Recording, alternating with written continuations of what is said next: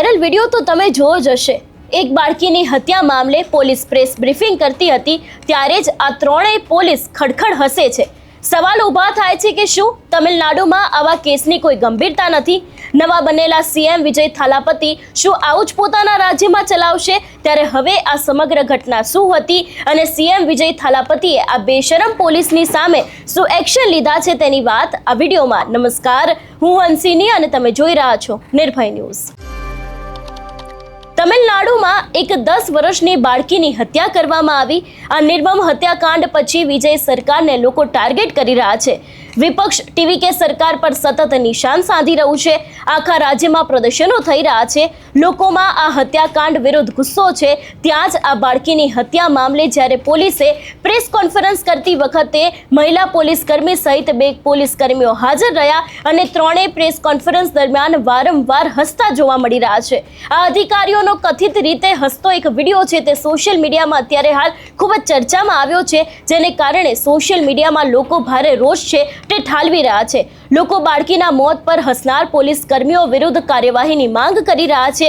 એટલું જ નહીં, તમિલનાડુમાં 10 વર્ષની બાળકી પર કથિત જાતીય હુમલો હત્યા બાદ તમિલનાડુના મુખ્યમંત્રી વિજયે સોમવારે પોલીસને જાતીય ગુનાના કેસમાં તાત્કાલિક નોંધણી કરવા, તપાસ ઝડપી બનાવવા અને આ ગુનામાં સંડોવાયેલા લોકોની સામે કઠોર સજા સુનિશ્ચિત કરવાનો નિર્દેશ આપ્યો છે। વરિષ્ઠ અધિકારીઓ સાથેની બેઠક દરમિયાન વિજયે ભાર એવો પણ મૂક્યો છે કે મહિલાઓ અને બાળકો વિરુદ્ધના ગુના સાથે કડક કાર્યવાહી થવી જોઈએ અને એડવોકેટ જનરલને આવા કેસોમાં ટ્રાયલ ઝડપી બનાવવાનો નિર્દેશ આપવામાં આવ્યો છે।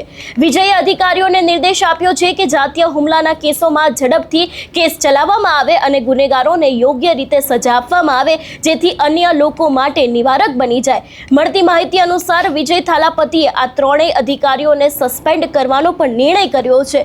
એટલે જે રીતે આખી આ ઘટના સામે આવી હતી, જે ત્રણેય પોલીસ કર્મીઓ છે એ લોકો હસતા નજરે પડ્યા હતા અને એ બાદ ત્યાંના સીએમની સામે ઘણા બધા સવાલો ઊભા થયા હતા, કારણ કે તેમની સત્તા હજી હમણાં જ બની છે અને એ સત્તા બાદ આ પહેલો આવો બનાવ સામે આવ્યો અને એમાં પણ જે રીતે અધિકારીઓ હસતા નજરે પડ્યા છે ત્યારે સીધા જ સવાલ તેની સરકાર ઉપર ઊભા થયા હતા।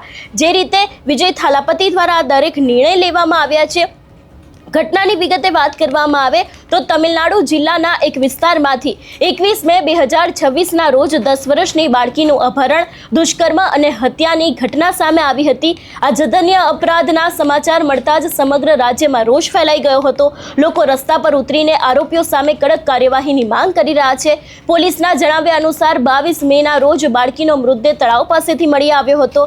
મૃતદેહ પર ઈજાના ઘણા નિશાન હતા, જેણે આ ઘટનાની ક્રૂરતા સ્પષ્ટ કરી દીધી હતી। આ મામલે પોલીસે 23 મેના રોજ 2 આરોપીઓની ધરપકડ કરી હતી, જેમાં મુખ્ય આરોપી બાળકીનો પાડોશી હોવાનું કહેવાય છે।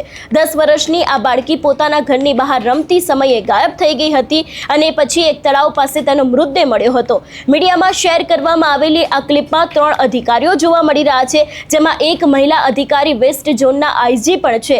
એક સંવેદનશીલ મામલા પર મીડિયા સાથે વાતચીત દરમિયાન તેઓ સતત હસતા જોવા મળી રહ્યા છે અને આ દ્રશ્યને લઈને સોશિયલ મીડિયામાં ઘણી બધી આલોચના થઈ રહી છે। આ કેસમાં બાળકીની માતાએ પણ ગંભીર આરોપો લગાવ્યા છે। તેમનું કહેવું એવું છે કે તેમની દીકરીના અંતિમ સંસ્કાર અંગે તેમને સાચી માહિતી આપવામાં ન આવી હતી। તેમની સંમતિ વિના ઘણા નિર્ણયો લેવામાં આવ્યા હતા। જોકે પોલીસનું કહેવું છે કે પોસ્ટમોર્ટમ પછી પિતાની સહીના આધારે મૃતદેહ પરિવારને સોંપવામાં આવ્યો હતો। અત્યારે હાલ સોશિયલ મીડિયાના જે યુઝર્સ છે એ લોકો પણ સતત આ વાતને લઈને સવાલો ઊભા કરી રહ્યા છે કે એક માસૂમ સાથે જેટલો ગંભીર અપરાધ થયો છે તે અંગે વાત કરતી સમયે અધિકારીઓ સંવેદનશીલતા કેમ ના બતાવી? એક યુઝરે એવું પણ લખ્યું છે કે આઈપીએસ ઓફિસર્સ એટલા શિક્ષિત હોય છે, તેઓ આટલા અસંવેદનશીલ કેવી રીતે હોઈ શકે છે? ઘણા બધા લોકો તેમને શરમજનક કૃત્ય ગણાવી રહ્યા છે। ઘણા બધા લોકોનું એવું પણ કહેવું છે કે આ નીચતા અને પરાકાષ્ઠા છે। એક અધિકારીમાં સહાનુભૂતિ કે હમદર્દીનો લેશ માત્ર પણ નથી। એક બાળકીની નિર્દયતાથી હત્યા કરી દેવામાં આવી છે અને આ એવી રીતે હસી રહી છે કે જાણે કોઈ પિકનિક પર આવી હોય। એટલે જે રીતે અત્યારે હાલ આખો આ વિડીયો સોશિયલ મીડિયા પર સતત ચર્ચામાં આવ્યો છે। લોકો અત્યારે હાલ તમિલનાડુની જે સરકાર છે એની સામે રોષ વ્યક્ત કરી રહ્યા છે। આ અધિકારીઓ છે એ લોકોની સામે પોતાનો રોષ બતાવી રહ્યા છે કે એક આટલો ગંભીર ઘટના થઈ હોવા છતાં પણ આજે પોલીસ કર્મીઓ છે એ લોકો કેવી રીતે હસી શકે છે।